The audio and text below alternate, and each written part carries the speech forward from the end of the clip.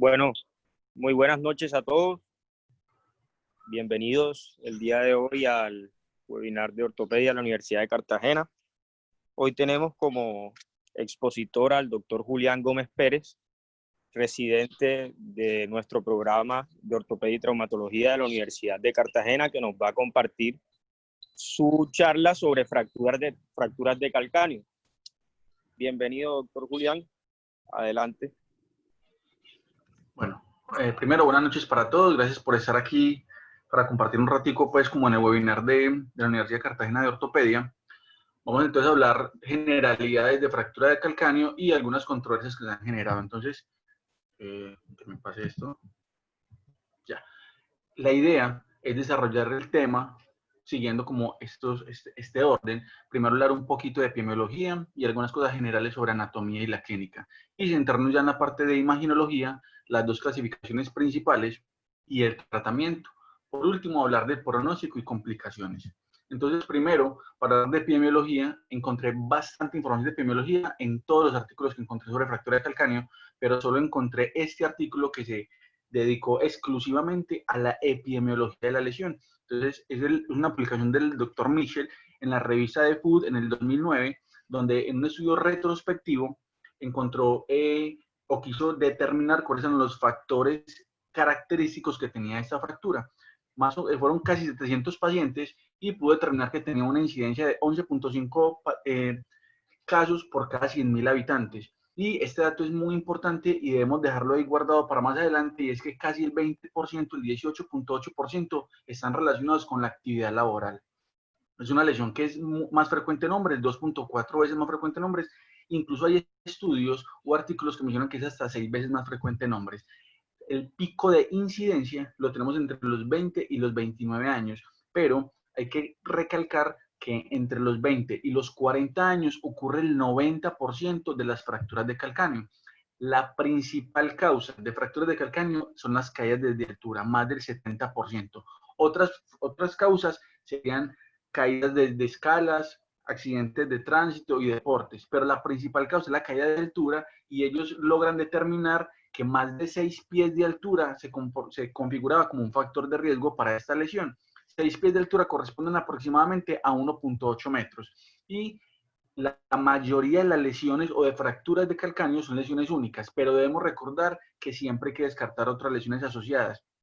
Y la lesión más asociada a la fractura de calcáneo es otra fractura en miembros inferiores. Puede ser del calcáneo bilateral, o puede ser de pilón tibial, puede ser de cadera, o puede ser de, bueno, en la rodilla, cerca de la rodilla, se me fue. Bueno, y ese corresponde al 13.2%. Por eso siempre que tenemos pacientes con fracturas de calcáneo, pedimos siempre como una serie, o hacemos una evaluación clínica y una serie de estudios para descartar que no tenga otras lesiones. Y la lesión que sigue a esta en frecuencia, a la fractura en miembro inferior, es la lesión vertebral, sobre todo en la región lumbar. Para terminar con la epidemiología, corresponden las fracturas de calcáneo entre 1 y 2% de todas las fracturas del cuerpo, y al 75% de todas las fracturas del pie.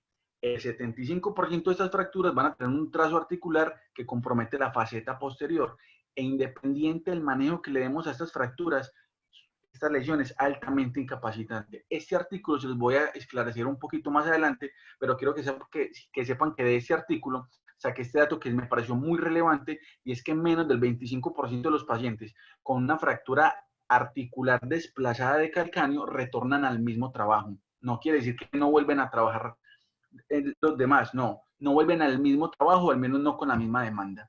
Un breve recuerdo anatómico: recordemos que el calcáneo es el hueso más grande del pie, es un hueso irregular, es un hueso esponjoso, tiene algunas características importantes, entre ellas que la cortical de la pared medial, de la tuberosidad y de su tentáculo talis es mucho más grueso que en el resto del hueso, y que la configuración de y al ser esponjoso, tiene una configuración de las trabéculas que van en la misma dirección que se distribuyen las cargas o la energía a través de este hueso. Y vemos cómo, sobre todo en la parte que está justo por debajo de la faceta posterior y en el sustentáculo talis, hay una mayor densidad de ese tejido óseo.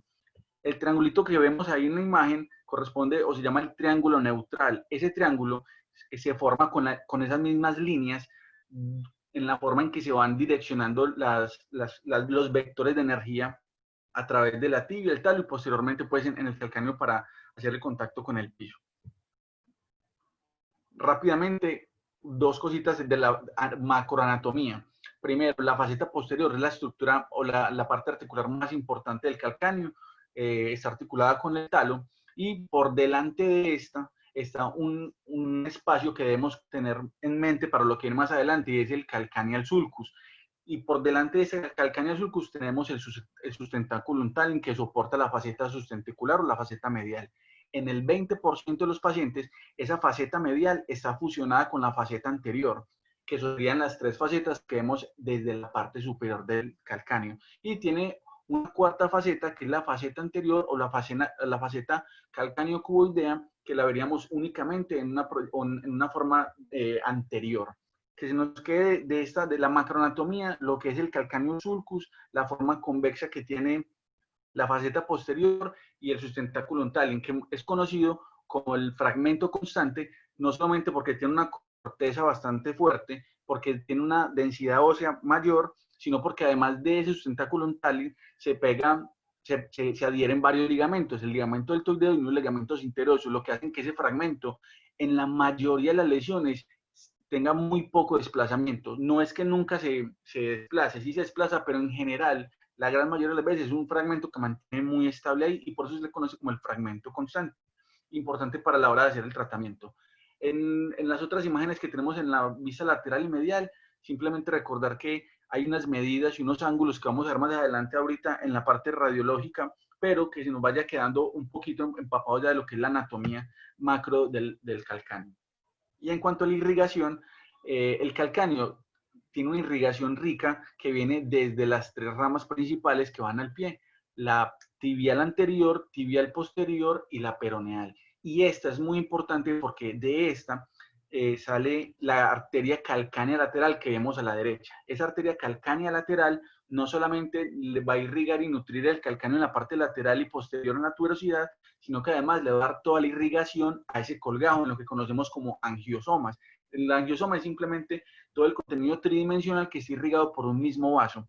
Entonces, esa arteria calcánea lateral, que es rama de la peroneal, nos va a irrigar ese colgajo y es de vital importancia cuando vamos a dar el manejo, que incluso ahí lo hemos dibujado en las dos imágenes, en el punteado de la derecha y en el que está continuo en la izquierda. Importante para que no tener accidentes o iatrogenia en el momento del tratamiento y de pronto llevárnoslos. Y recordar que justo en ese mismo recorrido de la arteria calcánea lateral va el nervio sural. La clínica de las fracturas de calcáneo no es muy compleja, pero tiene algunas características, y es que hay un edema marcado en el pie tobillo del paciente y se configura una deformidad en pie plano del paciente, se pierde ese arco longitudinal. Además, aparece una equimosis que incluso puede ir hasta la planta del pie, en lo que conocemos como el signo de Mondor, pero es muy importante determinar que el paciente no nos vaya a hacer un síndrome compartimental, porque eso es lo más urgente o emergente que tienen los pacientes con fractura de calcáneo. Volvemos al tema de la semiología con las 6P, el dolor y las parálisis, los primeros síntomas, pero si pudiéramos medir la presión dentro de ese compartimento, sobre todo en la cara medial por debajo del retináculo de los flexores, tendríamos una presión por encima de 28 o 30 milímetros de mercurio, lo que configuraría el síndrome compartimental y por tanto tendríamos que darle un manejo emergente a este. Y característicamente esos pacientes no pueden tolerar el peso, el paciente no es capaz de apoyar el peso sobre el pie para caminar. Miércoles, ¿qué pasó? Disculpen.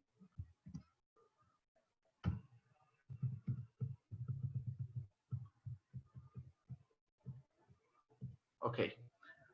Para pasar ya a la parte de imaginología, entonces, ¿cuáles son las proyecciones que tenemos que enviar a los pacientes con sospecha de fractura de calcáneo? La primera es la proyección AP. En lo personal, yo no le daba como mayor uso o mayor utilidad a esta proyección, pero realmente sí la tiene.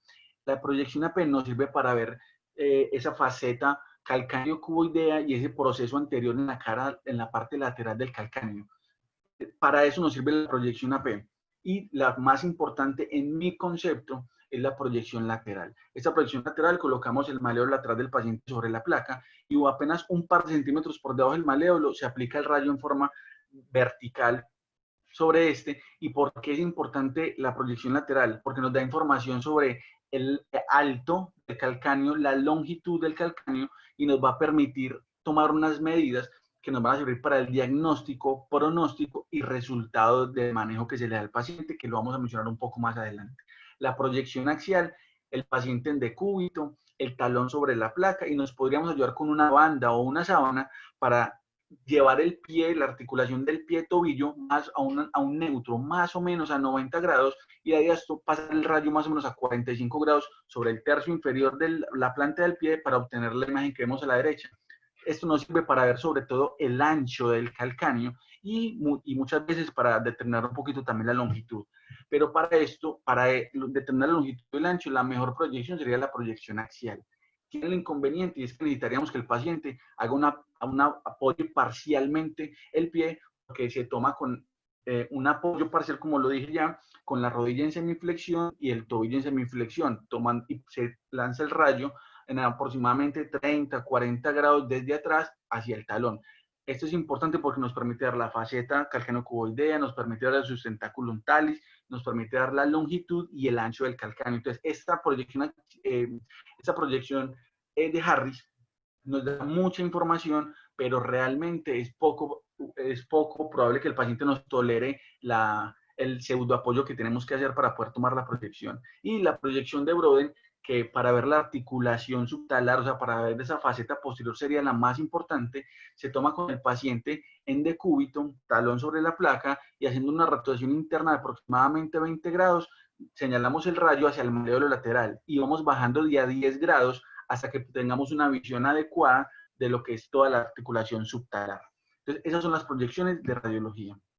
El doctor Lawrence Bowler, creo que es de los que más aportó históricamente a la fractura de calcáneo, ya que después de la guerra, él vio que estos pacientes con fracturas de calcáneo tenían muchas secuelas y era muy complicado el manejo. Él se dio cuenta que los pacientes con fractura de calcáneo tenían siempre un mismo patrón y él fue uno de los primeros que describió el mecanismo de la lesión, el mecanismo de la carga y la fuerza axial a través de la tibia y el talo que terminaban lesionando el calcáneo, y encontró un patrón común, y era que se perdía un ángulo, el cual él llamó el ángulo articular, ahorita conocido como ángulo de Bowler.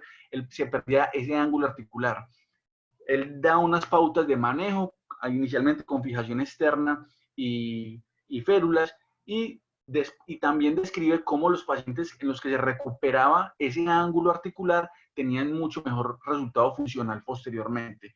¿Cómo se mide entonces el ángulo de Bowler? El ángulo de Bowler debemos tomar el punto más alto de la faceta anterior y trazar una línea con el punto más alto de la faceta posterior. Entonces, en el proceso anterior, punto más alto, faceta posterior, punto más alto, y trazamos una línea.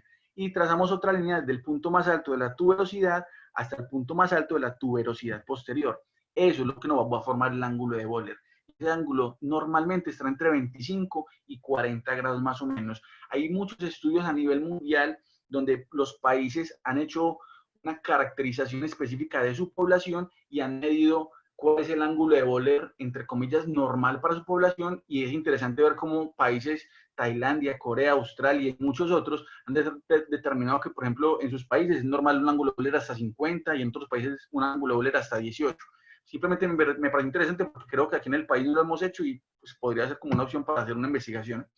Entonces, después de que en 1930 el doctor Bowler nos diera toda esa información, yo quise buscar actualmente cómo nos ayuda el ángulo de Bowler actualmente. Entonces encontré este estudio de la doctora Saras Malaya, publicado en el Journal of Clinical and Diagnostic Research en el 2018.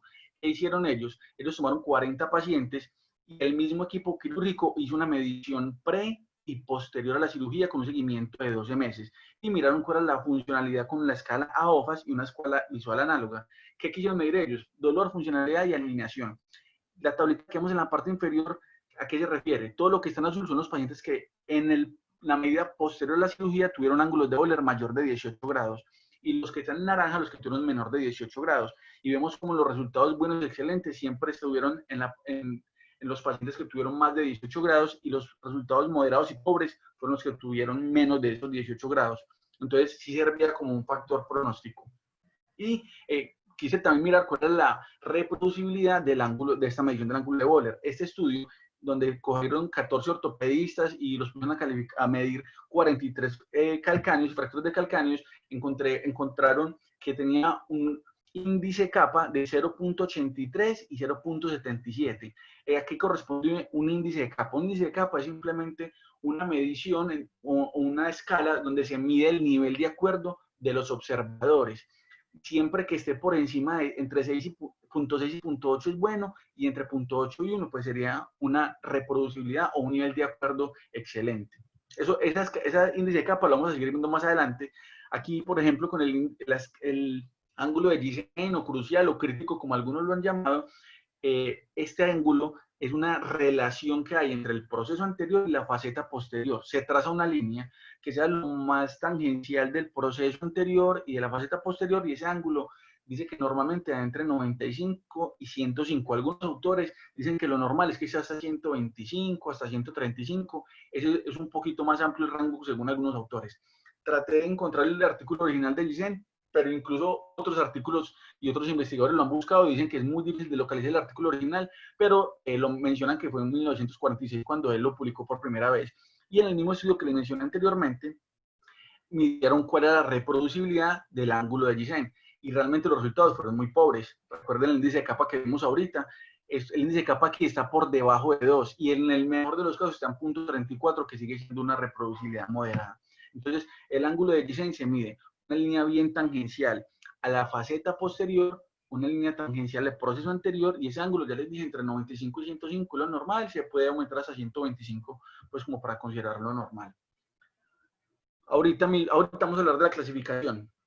Entonces, este artículo del doctor Tim Shepard, que lo vamos a mencionar varias veces porque ha estudiado bastante de calcáneo, hizo un estudio comparativo de las clasificaciones que hay. Encontró 623 publicaciones donde habían 49 clasificaciones diferentes para calcáneo, y determinó los 5 puntos más importantes para que la clasificación fuera lo más cerca a una clasificación ideal. Una clasificación que hablara de la severidad de la lesión, que sirviera para una base de tratamiento, que permitiera una fácil comunicación, que tuviera baja variabilidad interobservador y que nos diera información sobre el resultado y el pronóstico.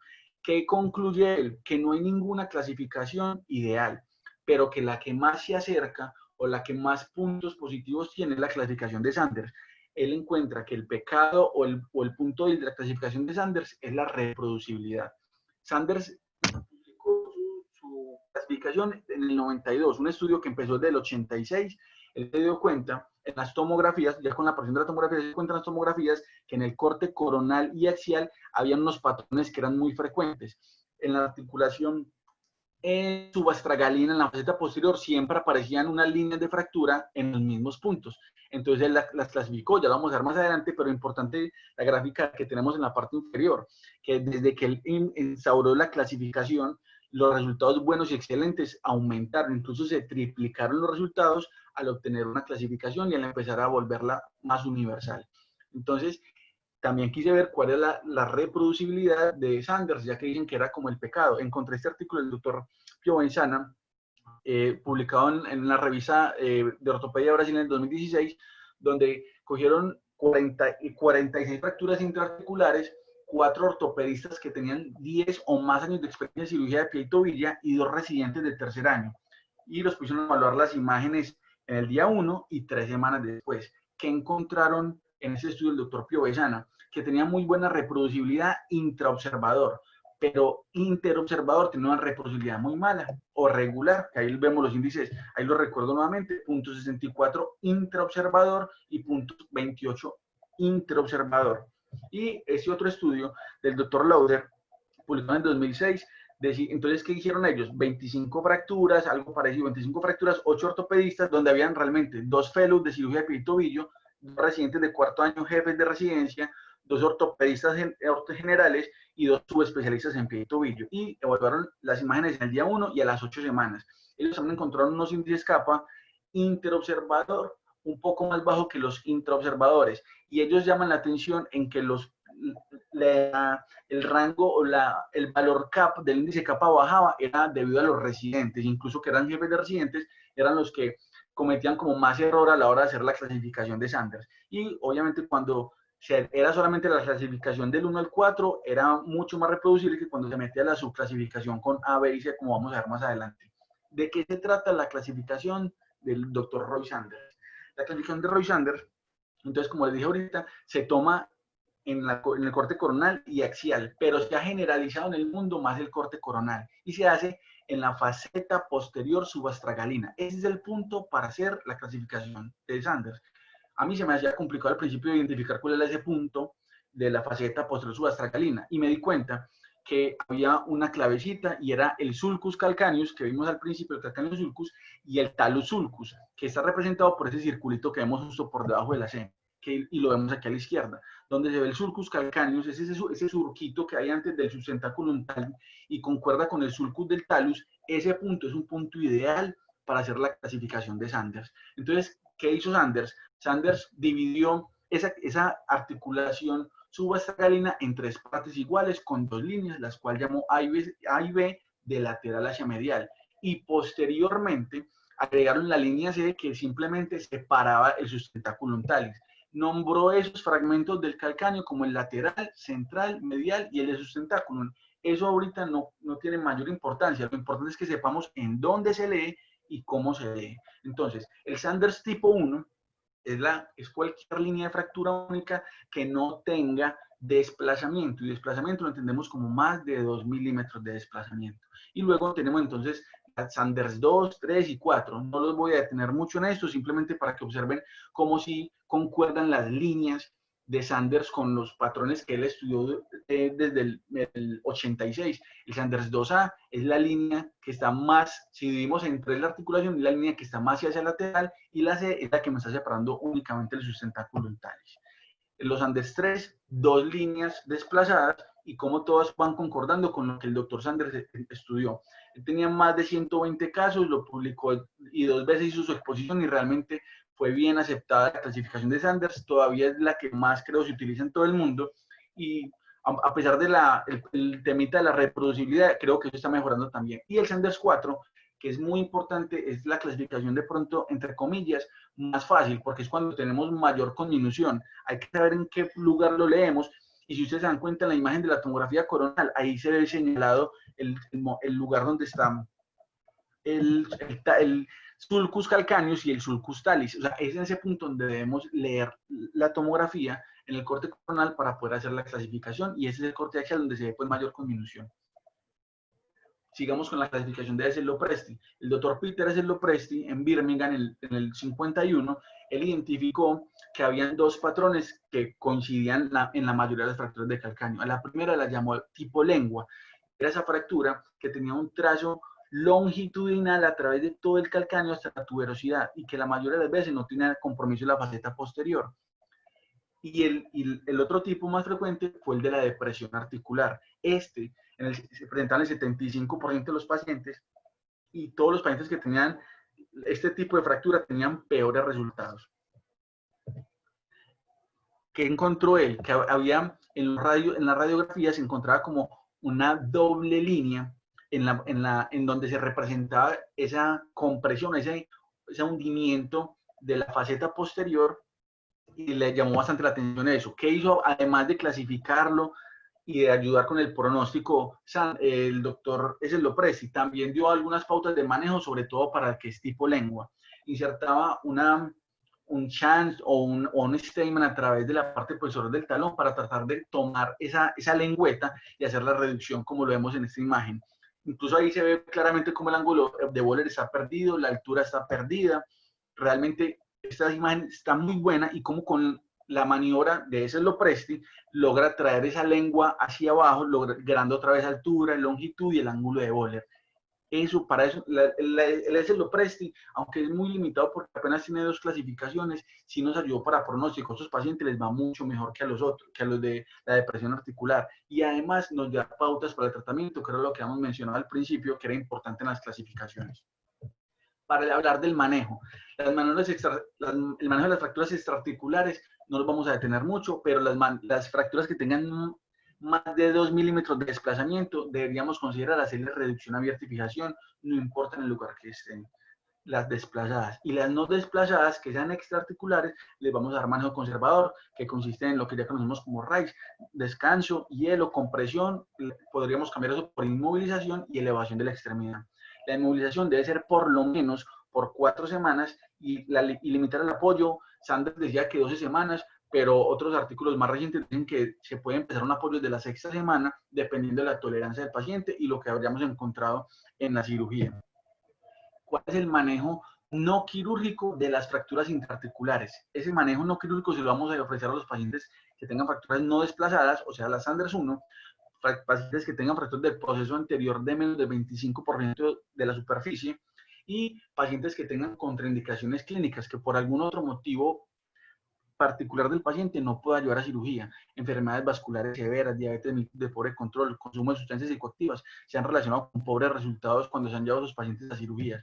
Entonces, encontré esto que se llama, esta técnica de reducción que se llama la técnica de Emoto, o la técnica de los japoneses, como algunos le dicen. Un estudio que hizo el doctor Hideyuki Emoto, en el 2001 lo publicó, donde él decía, pacientes que requieran cirugía, pero que no puede operar, les debería hacer esta maniobra de reducción en las primeras 72 horas. Y él dice que de 102 pacientes a los que le realizó la reducción, tuvo éxito en 96. ¿Qué problema hay en el artículo? O no encontré, que él no mencionaba cuáles eran esos criterios de éxito de la reducción en cuanto a su maniobra, pero él decía que los pacientes mejoraban pues tras hacerle esa reducción. Yo en lo personal nunca la he visto y no sé si alguno de los que está presente en la charla la haya hecho y nos pueda comentar ahorita algo sobre eso.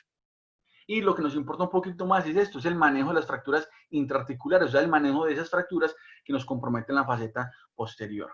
Primero, los objetivos del manejo de la fractura intraarticular tiene que ser restituir el ángulo de Böhler. Y esto me llama mucho la atención porque Böhler dijo esto en 1930 y han pasado 90 años y aún sigue vigente como uno de los primeros objetivos para el momento de realizar la cirugía de fractura de calcáneo.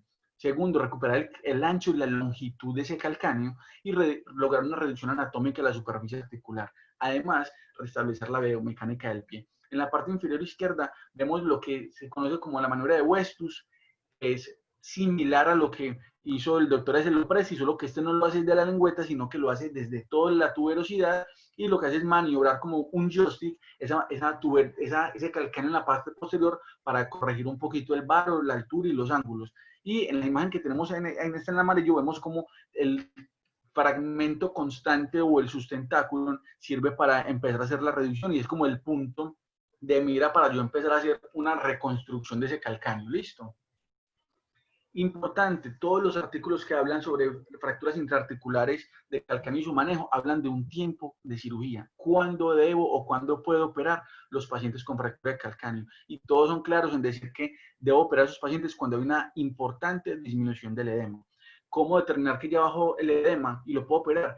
Todos los textos hablan del signo de la arruga. ¿Sí? El signo de la arruga que se puede hacer de dos formas, o yo lo menciono en dos formas. Uno es visual, cuando la piel pierde la tensión del edema y recupera los plieguecitos, como vemos en la imagen superior, pero otros autores son un poco más estrictos y dicen que el signo de la arruga es cuando usted con 2 dedos puede pellizcar la piel. El caso es que tengamos la claridad y la tranquilidad de que ha bajado el edema para poder realizar la cirugía, porque si se hace en ese momento vamos a tener peores resultados en cuanto a infección, dehiscencia y necrosis de la herida. Otro aspecto a tener en cuenta para llevar a los pacientes a cirugía es cuando haya ausencia de flictenas hemorrágicas. Y este punto es importante porque muchos pacientes, y esto lo hemos vivido todos, presentan más que hemorrágicas flictenas serosas. Entonces, ¿qué hacer cuando el paciente tiene flictenas serosas? ¿Los operamos o no? Sanders, desde el 92, e incluso todavía en los artículos más actuales, mencionan que las flictenas serosas les podríamos hacer curación, reventarlas y hacerles curación de piel por enfermería, y eso no sería una contraindicación para llevar a cirugía, lo que sí hacen las flictenas hemorrágicas. Y en general, sobre todo para el manejo o para el abordaje lateral extendido que vamos a ver más adelante, no se deberían de operar a los pacientes antes de 7 días e idealmente no operarlos después del día 14. O sea, la ventana ideal sería entre el día 7 y el día 14. Después del día 14, además de que se hace más difícil la reducción porque ya hay un proceso de consolidación natural y de cicatrización, vamos a tener mayores índices también de infección y de dehiscencia y necrosis de la herida. Algunos autores aumentan ese tiempo de 14 días hasta 21 días, pero en definitiva dicen que después de 21 días ya darles un manejo adecuado es mucho más complejo y nos tocaría tomarnos otras herramientas como artrodesis u otras maniobras para poder darle manejo a esas fracturas. Entonces, vamos a hablar de un par de abordajes, los más frecuentes, los más utilizados, el abordaje lateral extendido, que se considera aún el gol estándar del manejo en fractura de calcáneo. La técnica, por encima un poco, debemos tomar como referencia el tendón de Aquiles e irnos por lo menos 1 centímetro, alejarnos por lo menos 1 centímetro, aproximadamente 1 centímetro lejos de él y hacer la línea en forma longitudinal hacia la parte vertical, hacia la parte inferior. El ángulo que formemos aquí, entre más agudo sea el ángulo, mejor. Y la distancia o lo ideal de la incisión que hagamos en la parte plantar debería ser en la transición donde se da ese cambio de la piel de la planta del pie a la piel natural del pie. Ellos también lo mencionan en la teoría de los tercios, un tercio en cada segmento, y esa sería otra forma de determinar las mejores medidas. Pero en general es 1 centímetro alejado del tendón de Aquiles y cuando se da esa transición de la piel de la planta del pie a la piel natural del resto del pie. Eso es importante. Ellos dicen que entre menos manipulemos el colgajo del calcáneo, le va a ir mejor. También por lo que mencionaba al principio de la irrigación con esa arteria calcánea lateral. Entonces ellos dicen, no manipule mucho el calcáneo, pero por favor, o idealmente, haga un colgajo de espesor completo. Eso quiere decir que en ese colgajo tenga el nervio, la arteria, e incluso ellos dicen que podríamos tener ahí mismo los tendones peroneos, ¿sí? O sea, si es completo el espesor, es mucho mejor. Y hemos visto los que han entrado a estas cirugías que se les colocan estos Steinman para mantener la reducción y no estar manipulando mucho el colgajo. Además, tenemos que esto nos ofrece una ventaja, este abordaje, ya que nos da una ventana desde lateral que muchas veces se forma naturalmente con la fractura. Se quita como la tapa lateral y eso nos permite ver un poco con mayor facilidad la parte medial y empezar la reconstrucción desde medial hacia lateral para posteriormente volver a colocar la tapa del calcáneo y hacer la fijación. Ya les había mencionado un poco de la maniobra de Westus, es cuando a través de la tuberosidad insertamos un chance y hacemos las maniobras de joystick o de alineación, corrigiendo el varo y valgo y corrigiendo la altura y el ángulo desde la parte posterior inferior del calcáneo. Este abordaje tiene otra ventaja, es que es una técnica bastante reproducible, es muy aceptada por los ortopedistas en todo el mundo. Tiene un inconveniente y es que es el abordaje que tiene mayor riesgo de necrosis y de discencia y por lo tanto de infección. Yo encontré este artículo del doctor Tim Shapers, que ya lo había mencionado anteriormente, donde él determina en un estudio retrospectivo que entre más experiencia tiene el cirujano, menores tasas de infección tienen. La tasa de infección normalmente en las fracturas de calcáneo con este abordaje es de aproximadamente entre el 12 y 13%, pero cuando era una persona experta, y ellos consideran experto un médico que tuviera más de 50 calcáneos, esa tasa de infección bajaba hasta 5 o 6%, o sea, la bajaban a menos de la mitad. Entonces, importante ese dato que entre más experiencia tenga el cirujano, menor tasa de infección, no importa que sea el abordaje lateral extendido. Y el otro abordaje que les quiero comentar es el abordaje del seno del tarso, que es una combinación con medidas percutáneas. Este abordaje se hace, tomamos 1 centímetro por debajo del maléolo lateral y hacemos una incisión de más o menos 4 centímetros en dirección hacia la base del cuarto metatarsiano. Ese es el abordaje. Ahí vamos a llegar directamente al seno del tarso y a la articulación subastragalina. Ventajas, menores tasas de infección.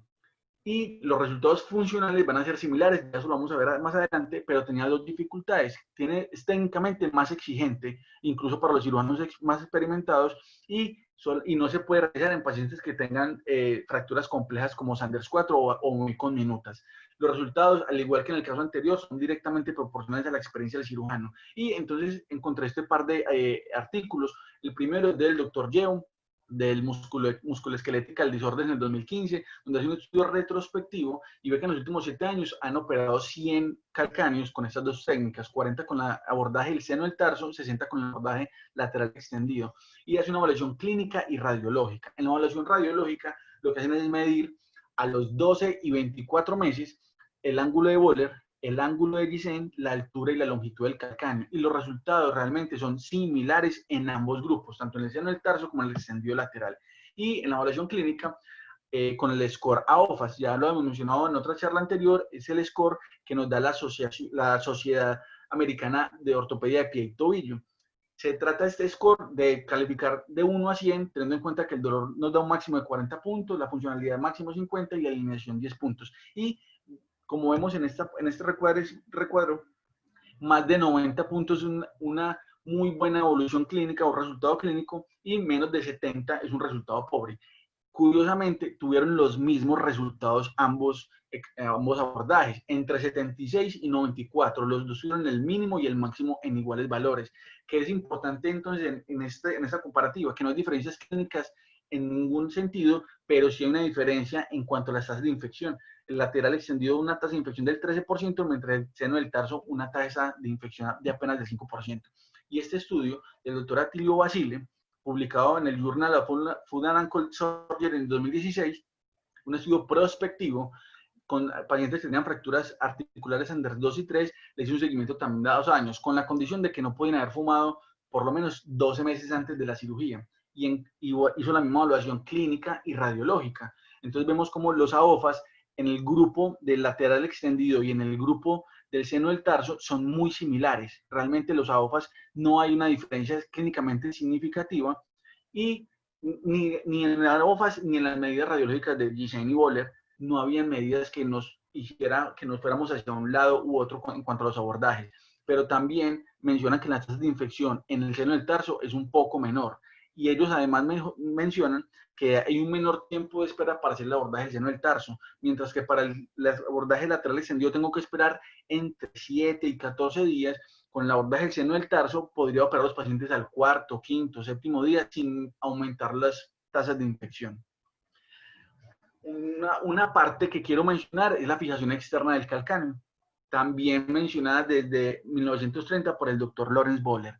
¿En qué consistía esa fijación externa en ese momento? En hacer una compresión con unos clamps, como la imagen que vemos aquí en la parte inferior, para restituir el ancho del calcáneo, y posteriormente con un shunt transfixiante a través de la tuberosidad, hacer una distracción constante para conseguir la longitud y el ángulo del calcáneo. Él reportaba desde 1930 que tenía muy buenos resultados de esos pacientes. Y busqué un poquito más de fijación externa y encontré muchos artículos en donde mencionan que realmente la fijación externa tiene buenos resultados, pero siempre y cuando se haga una restitución de la faceta posterior. Puede ser abierta, percutánea, pero la fijación externa tiene buenos resultados siempre y cuando restituyamos la faceta posterior.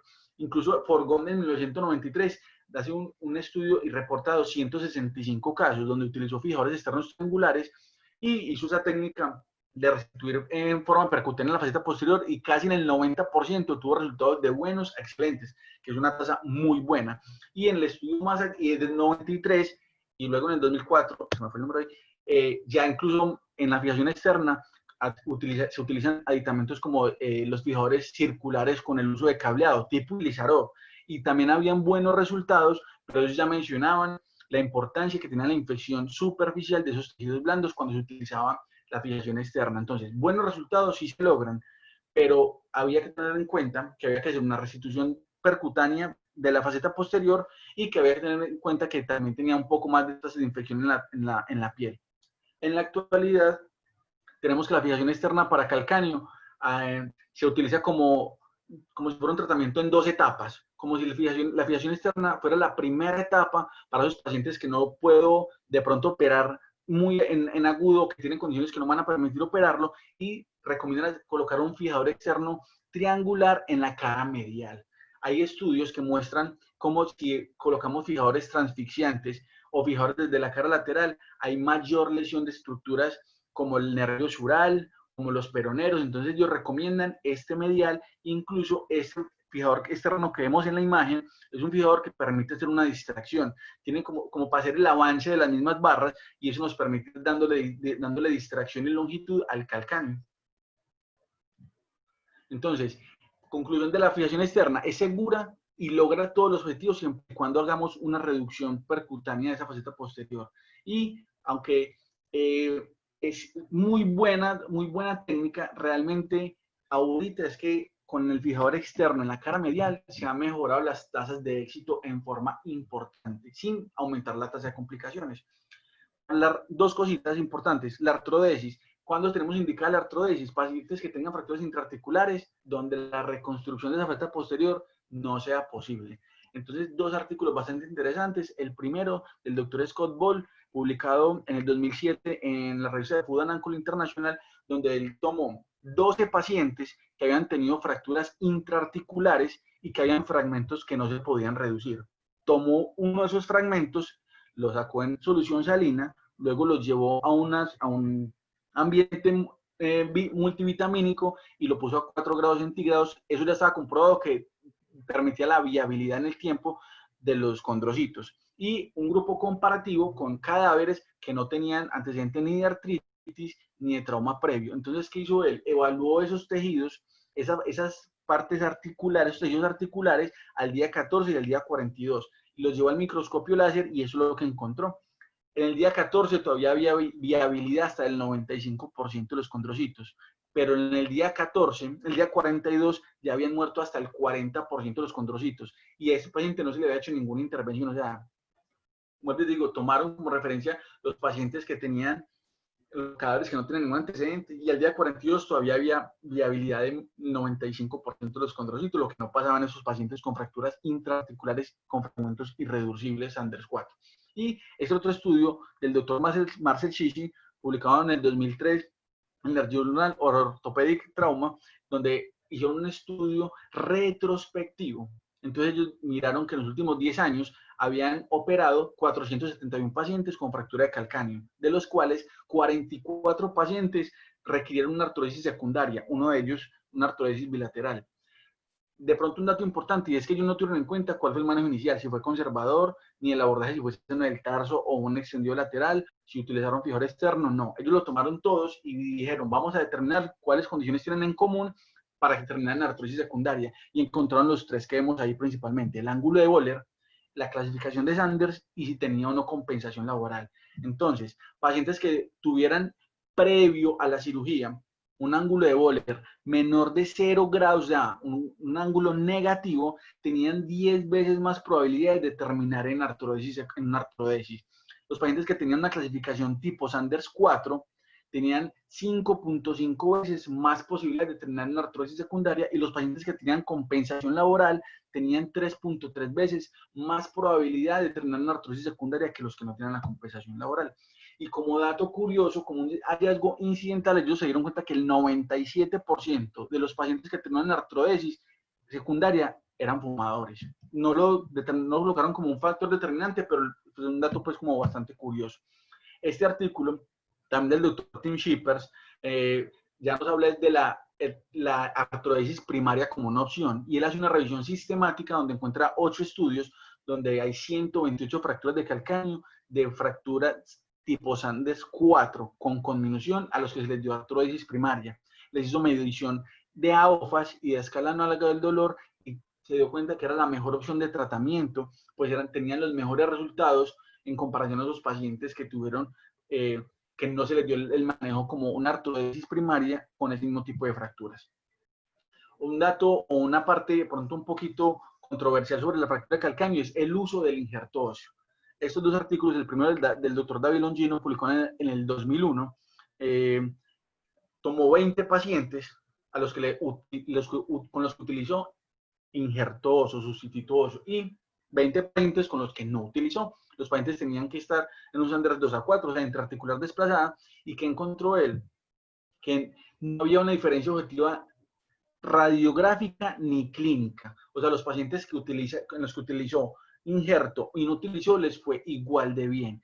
Él tuvo un seguimiento de 2 años para hacer este estudio, y se dio cuenta que siempre que levantaba la depresión de la faceta posterior quedaba un espacio, el cual llenaba en ocasiones con el injerto óseo, pero en los que no llenaba con injerto óseo se dio cuenta que el calcáneo es un hueso con un gran potencial regenerativo, y eso hacía que mantuviera a través del tiempo la altura, la longitud, que no perdiera pues como las características que se han quedado de la cirugía. Y ese otro estudio del doctor Saint del 2013 hizo un estudio retrospectivo donde encontraron 390 pacientes con esta cirugía, en los cuales 202 utilizaron sustituto y 188 no utilizaron. También le hicieron seguimiento a 2 años y no encontró diferencia funcional con la escala OFAS ni mayor tasa de complicaciones. ¿Qué encontró él?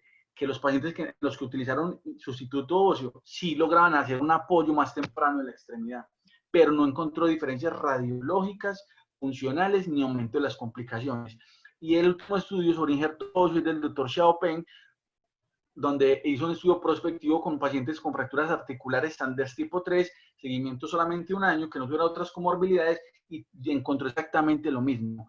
Usar el injerto óseo no aumentaba las tasas de éxito y no usarlo no aumentaba las tasas de fracaso. ¿Qué sí encontró él? Que los pacientes en los que utilizaron injerto óseo tenían mayor dolor postoperatorio y aunque no lo coloca como algo representativo, sí se encontró que había un poco más de infección en los pacientes que utilizaron sustituto óseo.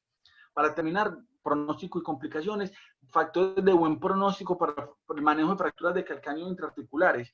Pues paciente joven, que se considera paciente joven para fractura de calcáneo menor de 50 años, paciente de sexo femenino, en los que se logra una reducción anatómica y una restauración del ángulo de Wohler, paciente que no tenga compensación laboral y entre menor sea la clasificación de Sanders, pues realmente es como un poco obvio que les va mejor. Y ahí está la escala OFAS donde nos da como la claridad sobre eso. Pacientes con Sanders 2, tasas excelentes del 87%, Sanders 3, 74%, mientras que en los pacientes con Sanders 4, la tasa de resultados excelentes solamente fue del 43%, que obtuvieron más de 90 puntos en esa escala. Y los factores de mal pronóstico pues, realmente son todas las condiciones contrarias, pacientes viejos, del sexo masculino, en los que no logran la reducción, en fin, y pacientes con tabaquismo. Se menciona así en los artículos que pacientes que son fumadores tienden a tener peores resultados, desde la herida hasta los resultados funcionales.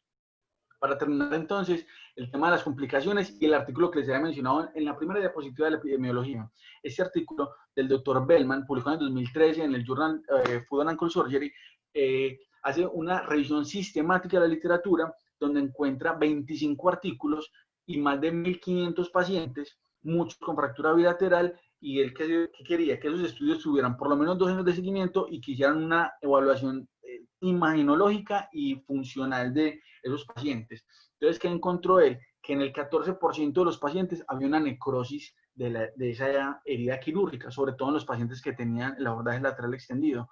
Y de inmediato él también dice que encontró en los artículos que los mejores manejos que se le podía dar a esa necrosis era detener de inmediato la movilidad y lavar y lavar y lavar las veces que fuera necesario esa herida para tratar de conservar siempre el material que se había colocado. Incluso él sugiere o encuentra en esa revisión sistemática que el uso de sistemas de presión negativo ayuda mucho para conservar el material de osteosíntesis. La infección encontrada entre el 12 y 13% de las infecciones y muy asociado muchas veces a esa necrosis que ya mencionamos. También dicen que deberían tener por lo menos 6 semanas de antibióticos, las 2 primeras intravenosa y luego se podría cambiar ahora pues si el paciente lo tolera. Y en cuanto a la persistencia del dolor, dicen los datos son un poco más variables, desde el 6% hasta el 18%, pero como esa persistencia del dolor está relacionada directamente con que al 11% de los pacientes operados con fractura de calcáneo se les retiró el material. Y ese estudio nos habla de eso. El doctor Baques en el Food and Ankle International en el 2013 hace una revisión retrospectiva, ¿no?, de los pacientes a los que le han tenido que retirar los implantes en los últimos 11 años. Entonces, en los 11 años anteriores retiró 104 implantes y se dio cuenta que el dolor era la principal causa, la infección no era la principal causa de retirar el material. Eso fue bastante curioso para mí. Entonces, el dolor la principal causa y que la infección, que era la segunda causa, estaba muy relacionada con el tiempo de cirugía. Esos pacientes en los que se demoraron más la cirugía se infectaron más y requirieron que retiraran más temprano esos materiales de osteosíntesis. Esta foto es de nosotros, del servicio de nosotros aquí en el hospital universitario, donde vemos pues la complicación más frecuente de la cirugía con el abordaje lateral extendido, que es la necrosis de la herida quirúrgica. Y quiero, para que se lleven a casa, algunas conclusiones que me quedaron a mí y que quiero que queden claras para todos, es que la clasificación de Sanders es determinante para poder dar un pronóstico y es importante que tanto docentes y residentes mejoremos como la forma en que nos aproximamos y vemos esa clasificación de Sanders, porque de eso va a determinar que demos un buen manejo y un buen pronóstico al paciente. Segundo, la experiencia del cirujano es un factor determinante para el resultado de la cirugía y el pronóstico del paciente. Tercero, y como lo demostró el estudio, la viabilidad de los condrocitos es inversamente proporcional a la energía del trauma que generó la fractura. Y la artrodesis primaria deberíamos empezar a considerarlas de entrada en todos los pacientes que tengan lesiones tipo Sanders tipo 4 y que tengan alto grado de conmoción. Ya mencioné la necrosis y la infección, son las principales complicaciones, pero tenemos todas las herramientas para poder manejarlos y mantener el material de isosíntesis, que es como el principal objetivo que tenemos nosotros cuando se nos infectan los pacientes.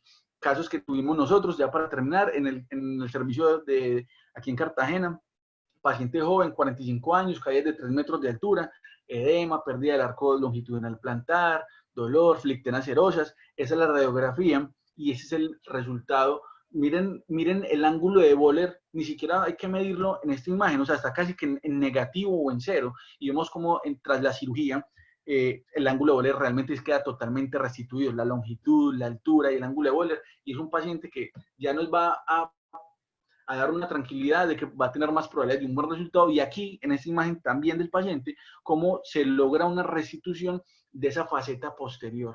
Entonces, ese es el manejo que más o menos nosotros le hemos podido dar a la mayoría de nuestros pacientes. En cuanto al injerto, que es, como les digo, un tema un poquito para debatir. En la imagen de la izquierda con el intensificador vemos el gran defecto que se genera al levantar esa faceta posterior. Cuando levantamos esta faceta se genera un gran defecto en el calcáneo, que es el que nos da la tentación y podríamos llenar. Ya vimos que no hay una diferencia radiológica si lo usamos o no y podríamos utilizar. Y como después de que rellenamos ese defecto, simplemente volvemos a colocar esa tapa lateral que había mencionado al principio y ese es el resultado final.